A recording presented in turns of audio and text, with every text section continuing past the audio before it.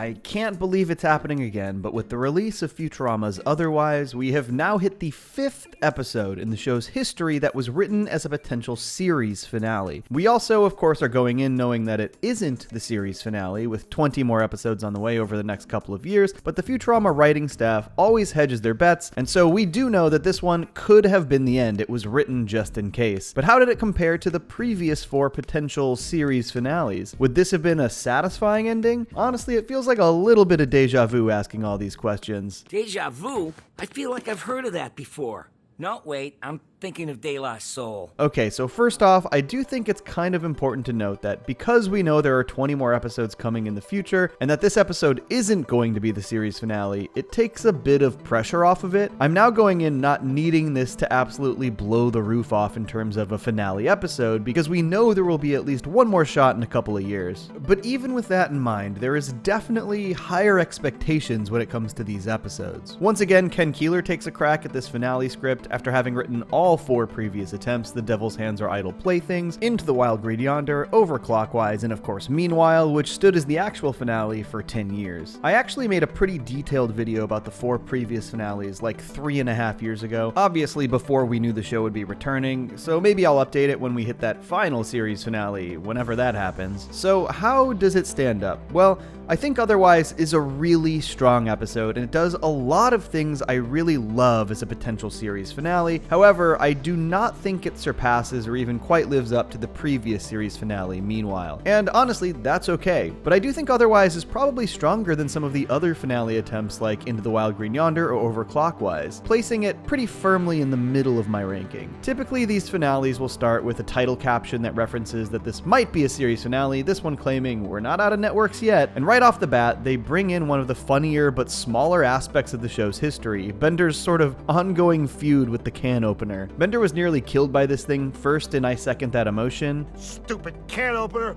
You killed my father, and now you've come back for me! This obviously also states that the can opener murdered Bender's father as well, though this isn't referenced at all in Otherwise. Might have been a nice touch if they had referenced this, but that's okay. And then we also see Bender actually get paralyzed by the can opener in Bendin' in the Wind, so this is an ongoing thing between the two of them. And it also makes a point to reference that Bender sings folk songs when he's magnetized. Down in the valley! The folk singing magnet joke was established in the 2nd episode of the entire show, The Series Has Landed, which was also written by Ken Keeler. So pretty immediately, they are paying homage to things that have taken place across Futurama's history, all the way back to the very first season, which is a nice start. But I think what really works in this one is that they sort of treat the Planet Express ship as a surrogate for the show itself. And with the ship being destroyed, they hold a funeral and eulogize the ship, which is very clearly a way for them to eulogize the show. In classic Futurama fashion, it hits emotionally and comedically. She saw us through lots of great adventures. And a few mediocre ones. Honestly, some of those 3-part adventures were kind of sloppy. I'm not sure if when they say 3-part adventures, they're referring to the anthology episodes or the movies, but either way, I think the self-deprecating jab here is pretty fitting. There are definitely some sloppy anthologies, and a couple of those movies aren't very cohesive. The funeral allows for this really sweet sequence where the crew walks around the ship one last time to say goodbye. Christopher Ting's score here really helps with the somber mood. All around, this worked great for me. But the sci-fi aspect of this episode centers on this ship graveyard, or as the professor refers to it, the plasma sea at the bottom of the multiverse, which contains jet streams of alternate realities. Obviously, with the rise of Rick and Morty and other more popular modern media, multiverses are really trendy right now. However, Futurama was dabbling in multiverses all the way back in the Farnsworth Parabox in the original Fox run, and I think the way they're used in this finale is super effective. While paying respects to the ship, Fry starts to become overloaded with memories, even ones that haven't actually happened to him. And rather than explore a ton of alternate dimensions, they sort of play on how Fry's untethered memories motivate and change his behavior. It isn't explained explicitly in the episode, but I like to assume that the reason Fry is able to tap into all of these alternate memories over the plasma sea is probably due to his lack of a delta brainwave. But these memories are fascinating, and I think obviously the biggest takeaway from the episode for most people is going to be one of these specific images, if they caught it. We'll cover that last. But there's there's actually a lot of other stuff to dive into, and they get pretty creative with these alternate memories. The idea is that not all of these memories actually happened to our version of Fry. In this 10-second sequence, there are 37 shots. Most of them are just old adventures from the show's history, and I won't go over every single one. But it is worth noting that a handful of these shots were actually reanimated versions of older episodes, but most importantly, a select few of them are alternate realities. The second shot we see is the classic ending of Time Keeps on Slippin'. However, in this alternate universe, you can actually see that Leela is only spelled with one E for some reason. The fifth shot of the montage is actually the one that became the iconic "not sure if" Fry meme from The Lesser of Two Evils. However, in this version, Fry has no eyes and also features the color palette scene from the alternate Fry that we meet in the Farnsworth Parabox. The no eyes bit is actually also a reference to one of the other universes in the Farnsworth Parabox. We didn't see anything.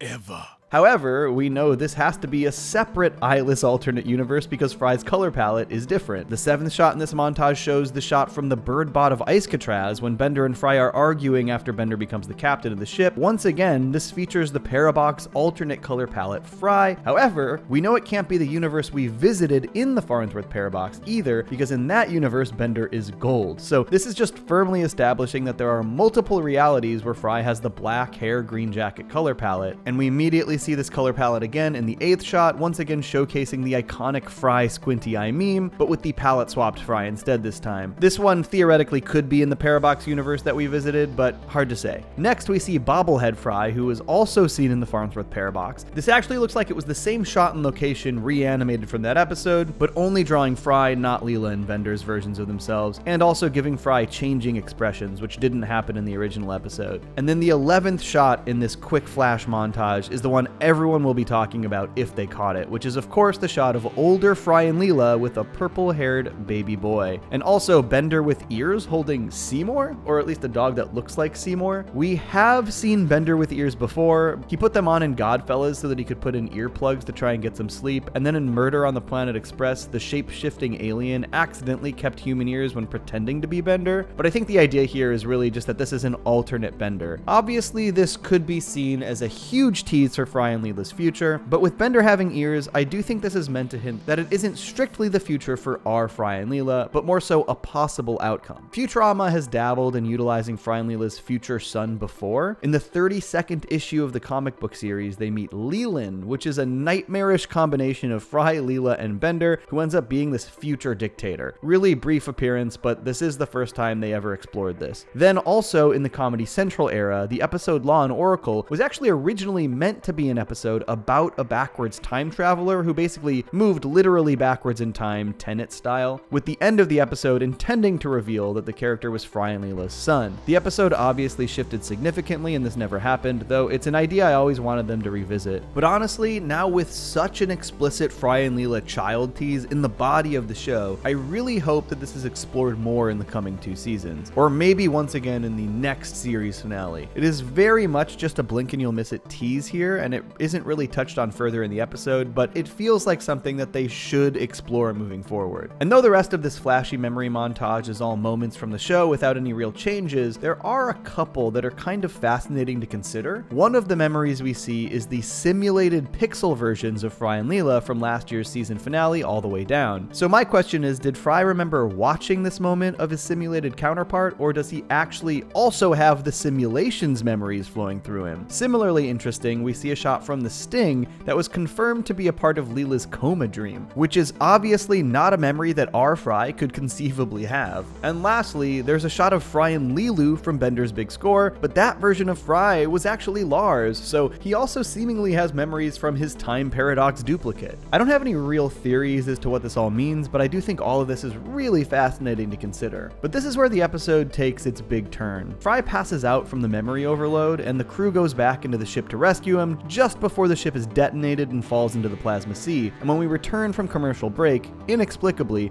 Fry has been rescued and everybody is okay. And I really loved Fry's description of his mental breakdown here. I had some kind of attack. I started seeing flashes of things that happened, also things that didn't happen, except it felt like they did happen. or will happen. And this basically drives the rest of the episode. Fry is sort of haunted by these memories of things that feel real but he didn't actually experience, and for the second series finale in a row, a traumatic event leads Fry to want to propose to Leela. So tonight at sunset, I'm meeting Leela on top of the Vampire State Building.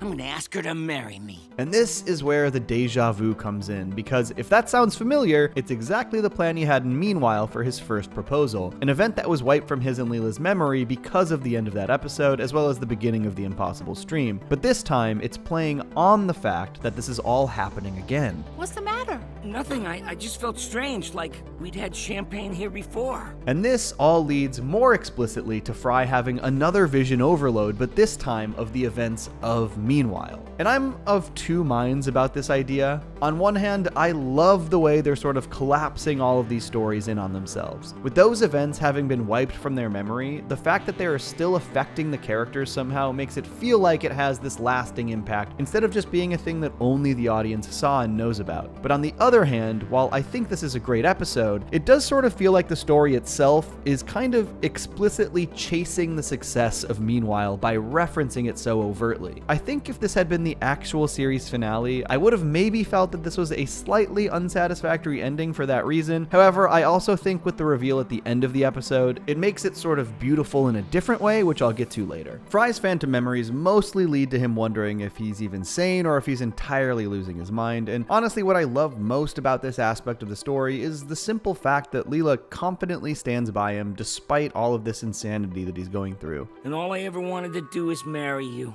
But first, I need to understand what's happening to me.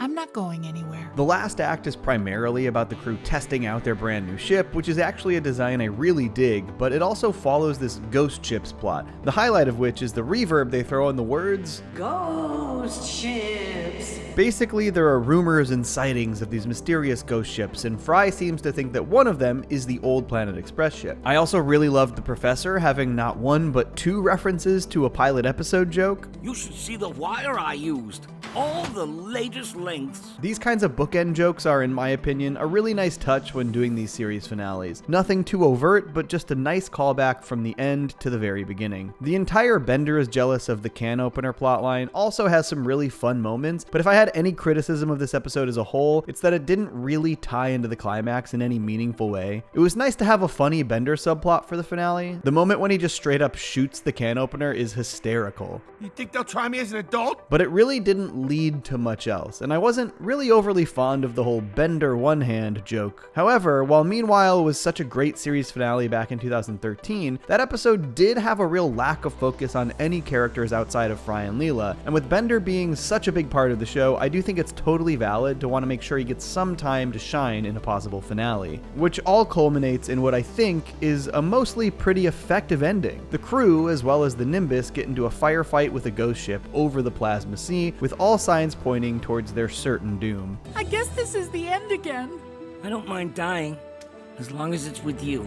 I really love this line, and the fact that Fry really just laments that he and Leela never got married, which of course leads Leela to asking Zap if he'll marry them before the end, since he's a captain. And in this beautiful moment, the pair kiss, newly married, just before the ship is destroyed. And then of course we get the reveal that for this entire episode, we were actually following an alternate Fry and Leela, and that the ghost ship they were fighting was our crew on the original Planet Express ship in their proper reality. I really enjoyed this reveal, though I do think that maybe the quick exposition dump was a tiny bit clumsy, though I don't really have an alternate pitch for how they could have executed it. It just kind of required a little bit of over-explanation as to what was going on. This scene also showcases another interesting revelation. The professor points out that out of the ship in the sequence, they were seeing numerous alternate realities and possibilities. While there were some new things showcased, like everyone worshipping a King Bender, and also the entire crew in coffins, which is maybe a reference to the fact that the show has been so close to death so many times, they also showcased scenes from some of the anthology episodes in alternate animation styles, specifically the old Disney-style animation from Reincarnation, as well as the G.I. Joe-style animation from Saturday Morning Fun Pit, basically meaning that even those anthology stories are technically canon by ways of the multiverse. They also showcased Dreamland Castle for yet another Disenchantment reference, and while the whole alternate reality aspect of this is fun to talk about, what I liked most about it was the idea that the entire crew came together and patched the ship back up to get it running again. Sort of an allusion home to the crew of the show returning after so many years to rebuild it. I could see some people finding the fact that a lot of this story was following a different Fry and Leela to be a little unsatisfactory, but here's why this works so well for me. Though we followed an alternate Fry and Leela for most of the episode,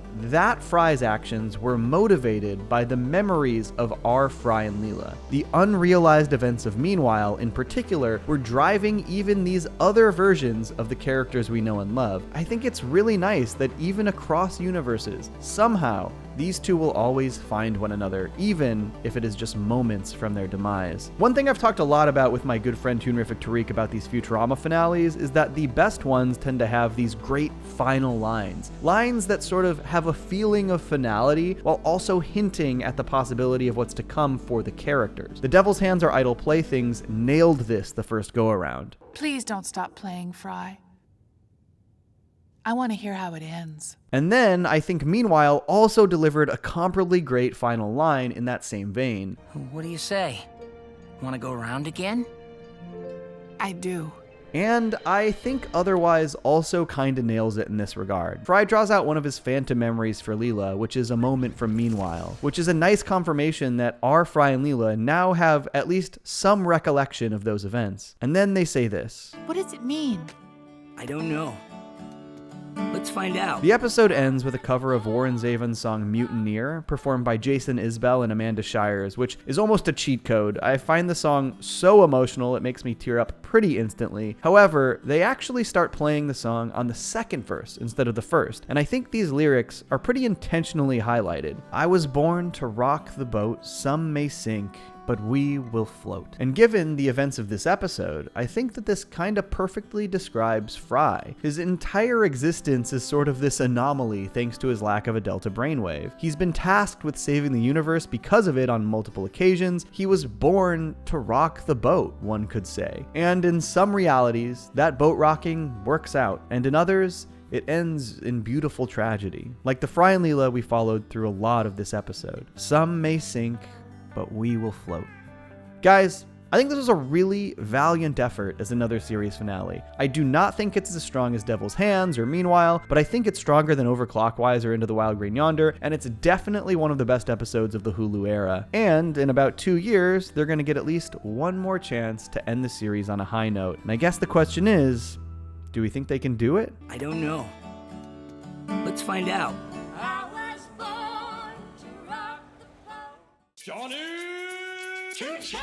I stay mellow watching Johnny Two Cellos. He talks cartoons, he's a really cool fellow. He keeps you posted on adult cartoons. If that's what you're into, then grab a spoon and a very big bowl of your favorite cereal. Feels like Saturday morning cartoon material. Johnny Two Cellos, watch him on YouTube. Now enjoy this groove and bust a move.